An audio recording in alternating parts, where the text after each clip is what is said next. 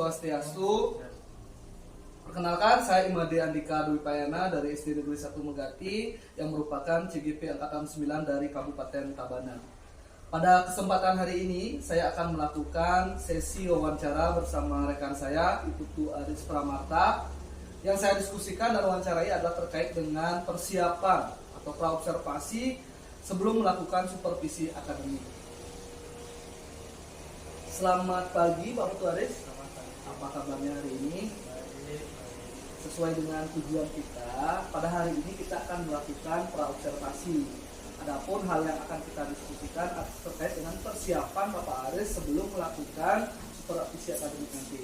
Bagaimana RPP yang Pak Aris sudah buat, bagaimana perencanaannya, strateginya seperti apa, itu yang nanti kita akan diskusikan. Baik, langsung saja Pak Aris ya. Apa tujuan pembelajaran yang ingin Bapak capai dalam kegiatan pembelajaran di saat supervisi akademik nanti?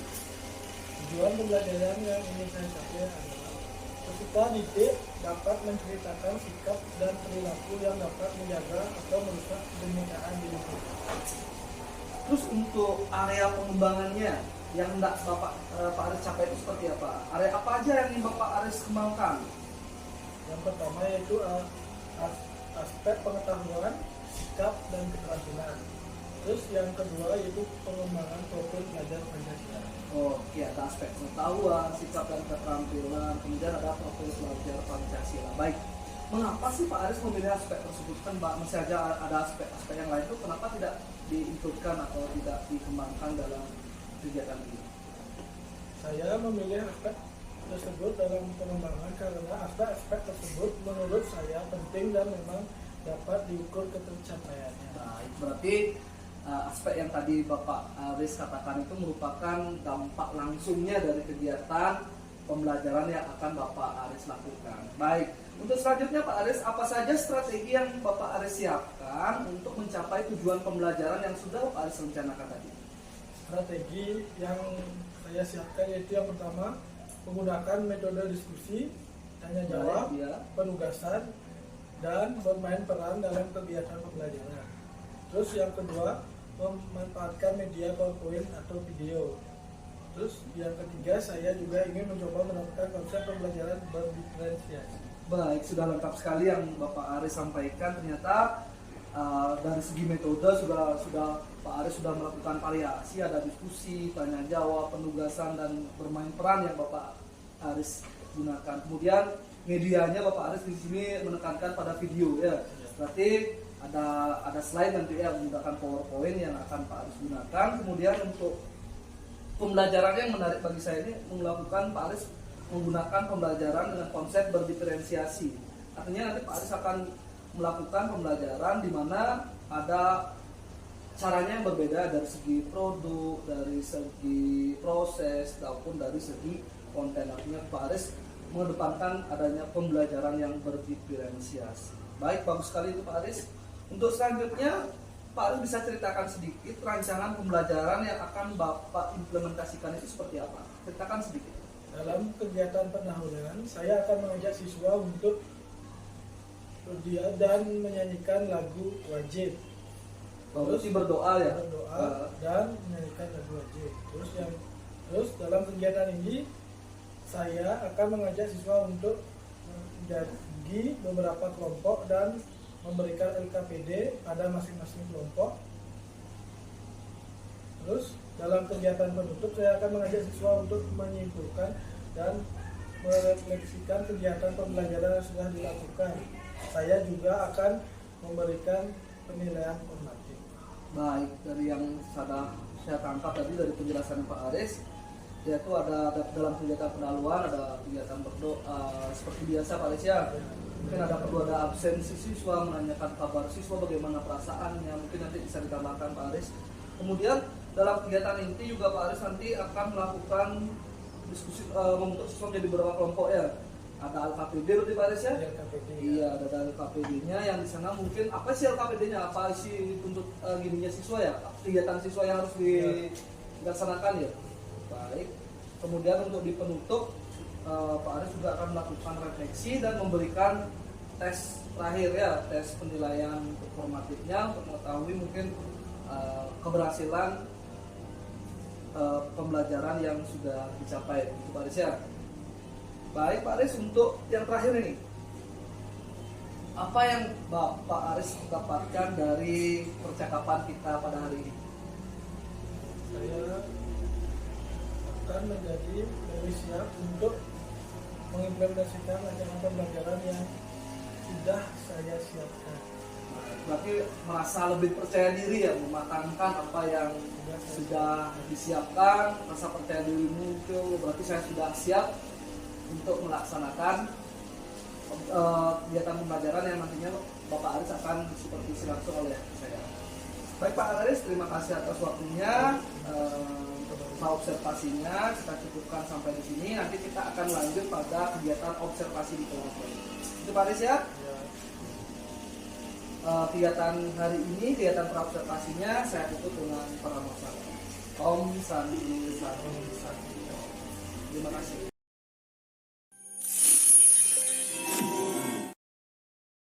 Selamat pagi anak-anak. Selamat pagi. Terus gimana kabar kalian hari ini? Baik. Ada yang hadir? Siapa yang hadir? Kenapa?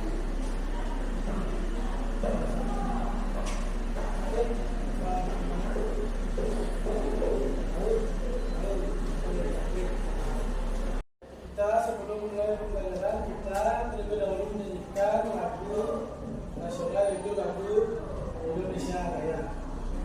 Coba hitung mulai 1, 2, 3.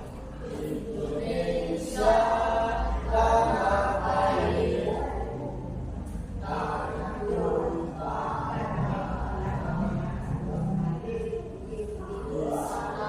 dan air berdiri jadi pandu ibu.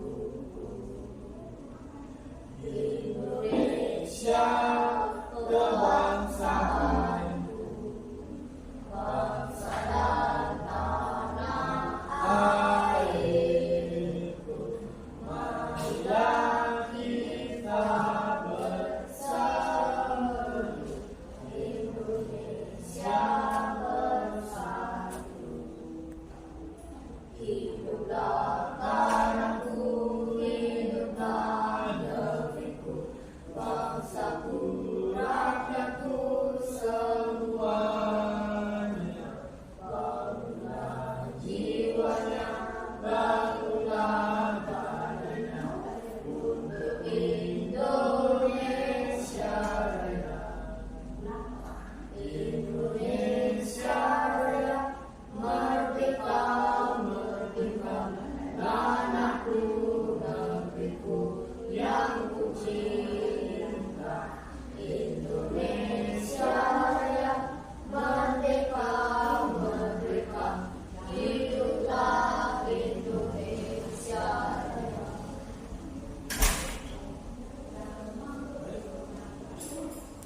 Silakan kembali duduk ke tempat masing-masing. Kita akan melanjutkan pembelajaran. Pembelajaran yang kita adalah tujuan pembelajaran kita hari ini adalah siswa dapat menerapkan cara-cara menjaga kepentingan.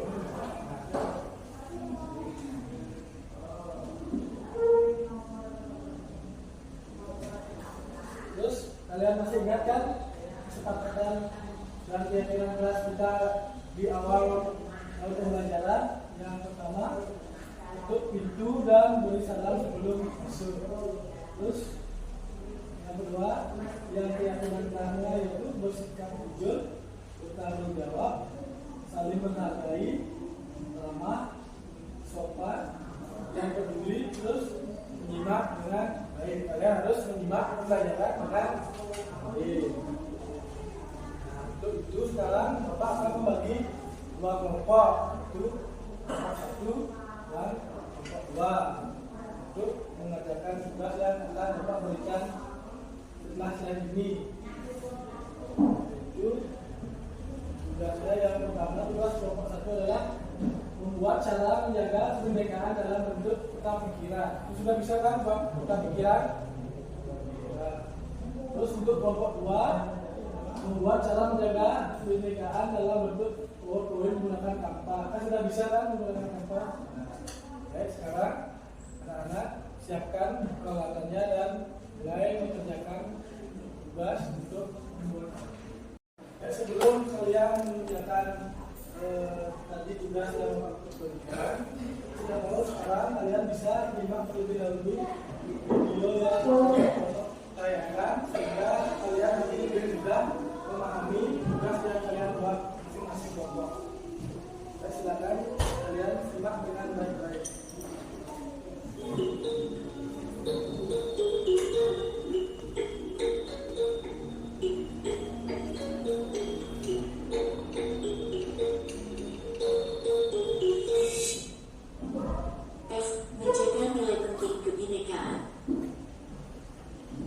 Kalian sudah mengenal banyak keragaman atau kebinekaan yang membentuk bangsa dan negara Indonesia.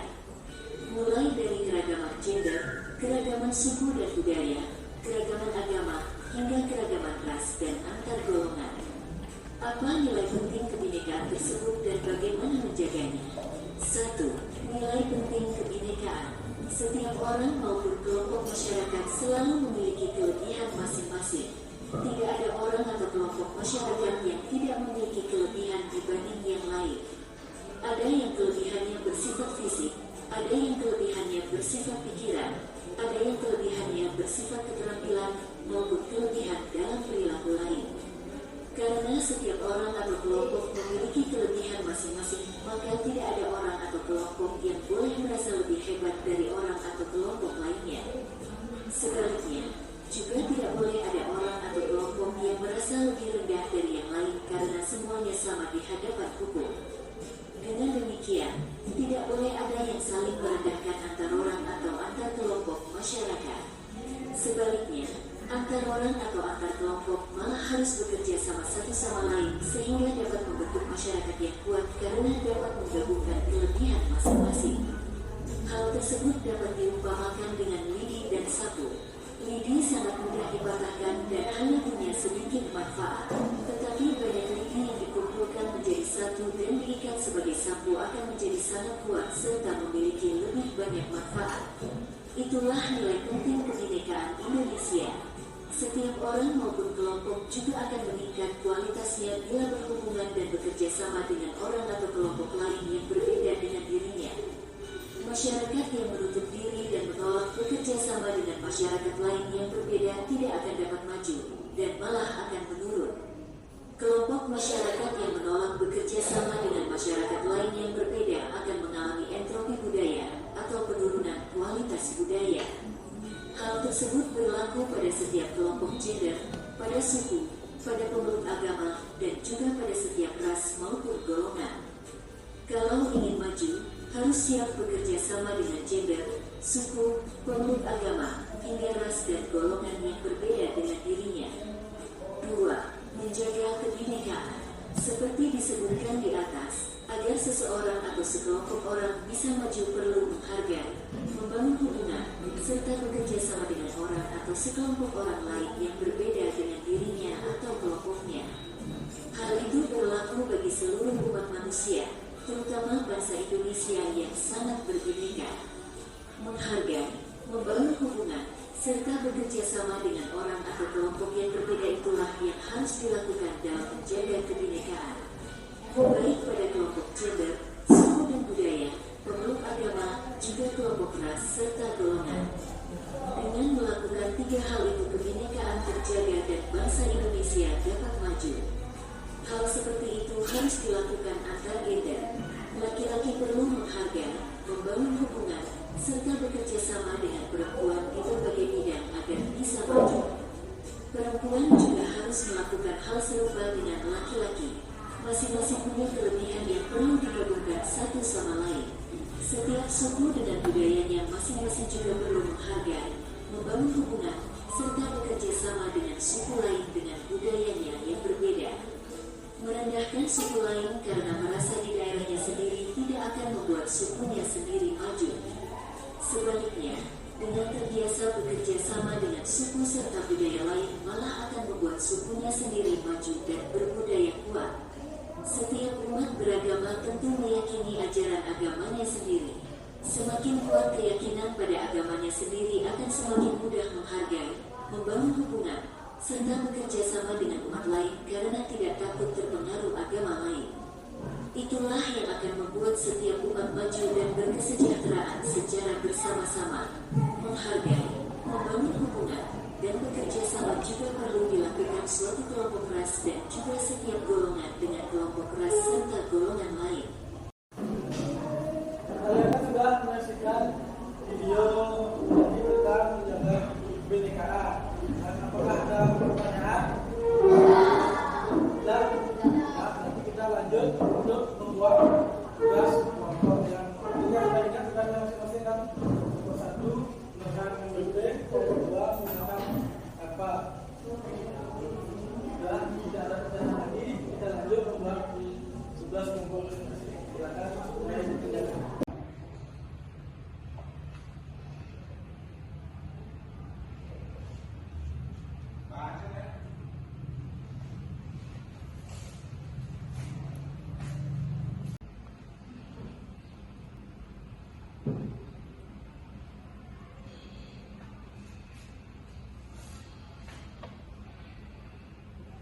Sudah selesai semuanya?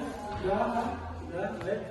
Sekarang saatnya kalian untuk mempresentasikan ke depan hasil karya dari tugas kalian agar semua teman-teman dapat melihat dan mengetahui apa yang sudah kelompok kalian buat. Nah, untuk kelompok 1 siapa yang mau silakan ke depan. Perkenalkan, nama saya Imadi Agus Wartawa. Saya dari kelompok 1. Saya akan membaca cara menjaga kebinekaan. 1. Saling tolong menolong. 2. Membangun hubungan. 3. Bekerja sama. 4. Saling menghormati. 5. Saling mentoleransi. Ya, terus sebelum duduk diperlihatkan dulu ininya dari mappingnya. Nah, kita tahu ya. Mappingnya ya sudah. Nah, ini lanjut untuk kelompok 2.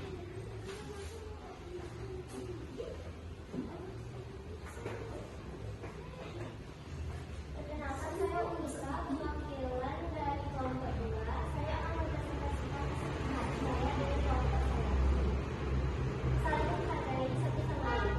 Saling menghargai satu sama lain merupakan salah satu cara sederhana yang bisa diterapkan untuk menjaga keberagaman kebinekaan. Hal ini jika diterapkan dalam kehidupan sehari-hari, maka masyarakat bisa hidup berdampingan tanpa adanya pertengkaran. Menerapkan semboyan Bhinneka Tunggal Ika. Masyarakat bisa menerapkan semboyan Bhinneka Tunggal Ika untuk menjaga persatuan, keberagaman, kebinekaan. Semboyan Bhinneka Tunggal Ika mengajarkan bangsa Indonesia untuk menjunjung tinggi persatuan tanpa membeda-bedakan budaya, agama, bahasa, suku, dan lainnya. Mempelajari budaya Indonesia. Diketahui bahwa budaya asing bisa mudah masuk ke Indonesia pada era digital ini. Budaya asing yang masuk juga bisa menggeser budaya lokal yang sudah lama diwariskan secara turun-temurun. Mencintai produk dalam negeri. Salah satu cara menjaga keberagaman kebinekaan ialah dengan mencintai produk dalam negeri. Melalui cara tersebut, kita bisa mengurangi impor barang dari luar dan mendukung produk karya anak bangsa. Saling merangkul antar sesama. Baik, itulah presentasi dari teman-teman kelompok 2. Dulu tangan untuk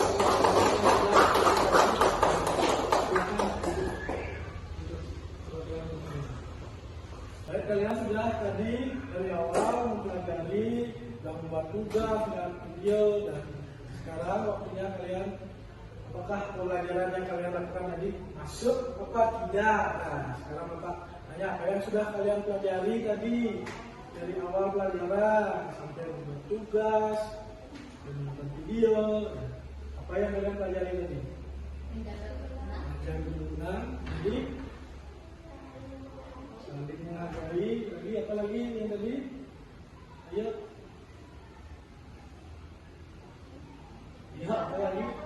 Membeda-bedakan satu sama lain. Nah, terus bagaimana perasaan kalian setelah melakukan pembelajaran ini? Senang. Nah, baik. Ya, untuk mengetahui kemampuan kalian dalam daya serap pelajaran kalian tadi, Bapak akan memberikan beberapa soal evaluasi untuk mengukur sejauh mana kalian memahami dan mengerti pelajaran yang sudah kalian laksanakan tadi. Baik, Bapak akan memberikan soalnya.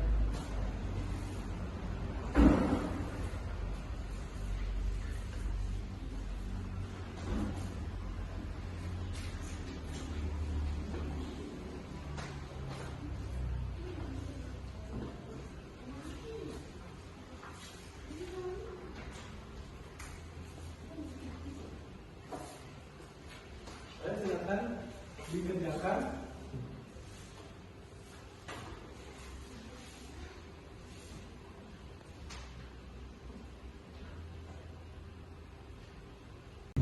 Apakah sudah selesai dengan soal evaluasi yang Bapak berikan?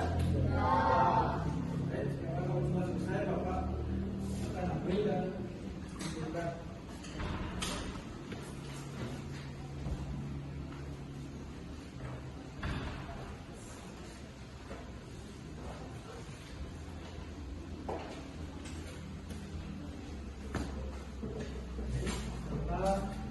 Soal sudah selesai kalian menjawab, jadi kita bisa mengakhiri pelajaran hari ini. Sebelumnya silakan memasukkan buku kalian terlebih dahulu. Silakan masukkan bukunya.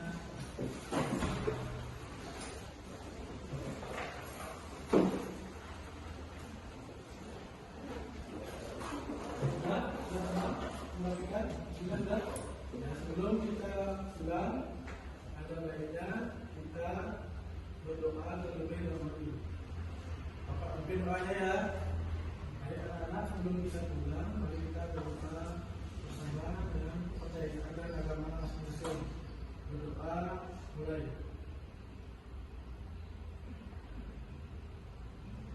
Berdoa selesai. Baik, untuk anak-anak silakan boleh berdoa.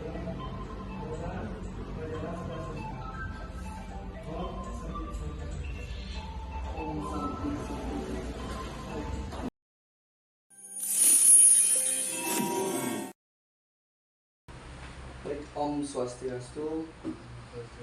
Perkenalkan, saya Imadi Andika Rui Payana, CPP Angkatan 9 dari Kabupaten Tabanan. Adapun rekan saya yang mendampingi saat ini yaitu Putu Aris Pramata, sekaligus menjadi rekan yang saya observasi dalam kegiatan supervisi akademi ini. Kemudian saya juga ditemani oleh Ibu Karina sebagai pengajar praktik yang sudah membimbing saya dalam pelaksanaan supervisi akademi ini. Baik, nah tujuan dari kita melaksanakan pasca observasi ini adalah untuk merefleksikan kegiatan pembelajaran yang sudah Bapak Aris lakukan untuk mengembangkan potensi Bapak Aris dalam melaksanakan kegiatan pembelajaran.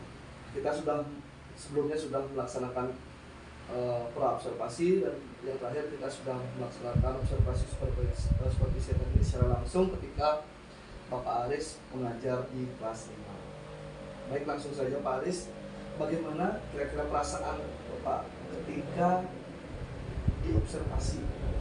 Bagaimana perasaan Bapak Aris? Di awal saya begitu dulu karena cemas jika apa yang sudah saya rencanakan tidak berjalan sesuai rencana.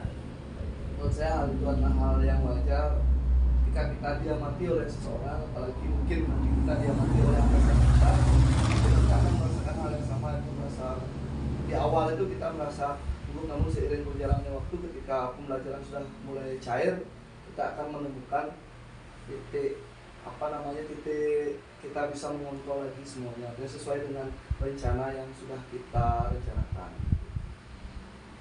Bisa nggak Pak Aris ceritakan kembali area pengembangan yang sudah dicapai? Yang kemarin kan sudah direncanakan apa yang dicapai, sekarang Bapak bisa nggak ceritakan area yang sudah berhasil Bapak Aris capai dalam kegiatan pembelajaran kemarin? Jadi di dalam pembelajaran kemarin area yang pengembangan yang saya ingin capai yaitu adalah aspek kognitif, keterampilan, profil pelajar Pancasila, kompetensi emosional siswa. Berarti itu adalah potensi yang area pengembangan yang sudah Bapak rencanakan. Ada aspek kognitif tadi ya, ada kemudian keterampilan, profil pelajar Pancasila dan KSE. KSE itu. Iya. Apakah menurut Pak Aris itu semua yang Pak Aris ingin kembangkan yang sesuai dengan rencana kemarin sudah dapat dicapai pada kegiatan pembelajaran saat kegiatan observasi kemarin? Sudah berjalan area pengembangan itu, apakah sudah tercapai? Tadi kan ada aspek kognitif, keterampilan yang sudah Bapak Aris rencanakan kemarin dalam kegiatan pembelajaran kemarin, apakah sudah tercapai itu? Saya pengembangan yang saya rencanakan kemarin itu sudah tercapai sesuai rencana walaupun hasilnya belum optimal, artinya kurang optimal. Berarti jika hasilnya kurang optimal berarti ada kendala-kendala ya, ada kendala-kendala yang menghambat mungkin kegiatan pembelajarannya sehingga apa yang sudah direncanakan mungkin ada yang belum tercapai atau belum tercapai dengan optimal. Terus bagaimana caranya Pak Aris untuk menanggulangi kendala-kendala tersebut? Atau mungkin gini dulu, apa aja kendala-kendala kemarin yang menghambat kegiatan pembelajaran dari Pak Aris? Kendala yang saya hadapi dalam proses pembelajaran yang kemarin yaitu sudah bisa saya atasi. Misalnya kendalanya adalah mengkondisikan siswa untuk belajar kelompok. Saya ada beberapa siswa yang bercanda, yang ribut saat diskusi. Hal ini saya atasi dengan pendampingan siswa dalam berdiskusi. Jadi sudah ada solusi lah dari Pak Aris dalam menanggulangi kendala-kendala tersebut. Ya, berarti kendala itu sudah teratasi dengan baik ya, sudah bisa saya atasi dengan pendampingan. Iya, berarti ketika kegiatan pembelajaran Pak Aris bisa mendampingi lah di proses diskusi itu agar kegiatan diskusi itu berjalan dengan baik. Itu Pak Aris yang inginkan. Nah, berarti kendala sudah, kemudian apa rencana Pak Aris berikutnya terkait dengan kegiatan pembelajaran ini? Jadi kan Pak Aris sudah melaksanakan kegiatan pembelajaran, perencanaan Pak Aris sudah berjalan lah, tapi namun belum optimal, ada kendala-kendala. Terus apa rencananya Pak Aris di kegiatan pembelajaran berikutnya? Kegiatan pembelajaran berikutnya itu saya akan mencoba menerapkan model pembelajaran PBL, Problem Based Learning, karena menurut saya model ini cocok diterapkan untuk melatih kemampuan siswa berpikir kritis dalam menyelesaikan permasalahan yang diberikan. Luar biasa rencana Pak Aris, artinya ingin menerapkan model PBL ya, Problem Based Learning itu dalam kegiatan pembelajaran agar melatih kemampuan siswa dalam berpikir tingkat tinggi untuk menyelesaikan permasalahan yang diberikan. Menurut saya ini adalah hal yang luar biasa, karena di kelas tinggi menurut saya kemampuan tingkat tinggi itu juga harus kita mulai kembangkan yang melatih pemecahan masalahnya. Baik, terus kapan kira-kira Bapak Aris akan mengimplementasikan apa yang sudah Pak Aris rencanakan? Artinya mengimplementasikan model PBL itu dalam kegiatan pembelajaran, kapan kira-kira Pak Aris bisa laksanakan? Untuk kapannya juga waktunya masih belum pasti, mungkin saya akan melakukannya setelah penilaian yang masing-masing. Nah, mungkin nanti Pak Aris saya juga minta nanti waktunya, nanti saya ingin tahu juga kabar Pak Aris bagaimana setelah Pak Aris mengimplementasikan kegiatan yang baru yang menerapkan model PBL itu dalam kegiatan pembelajaran, hasilnya seperti apa, mungkin nanti kita bisa sharing dengan Pak Aris ya.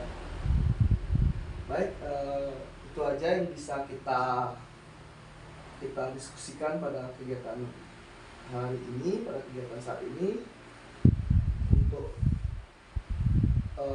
berikutnya nanti saya tinggal menunggu dari kabar dari Pak Aris. Baik, terima kasih Pak Aris ya.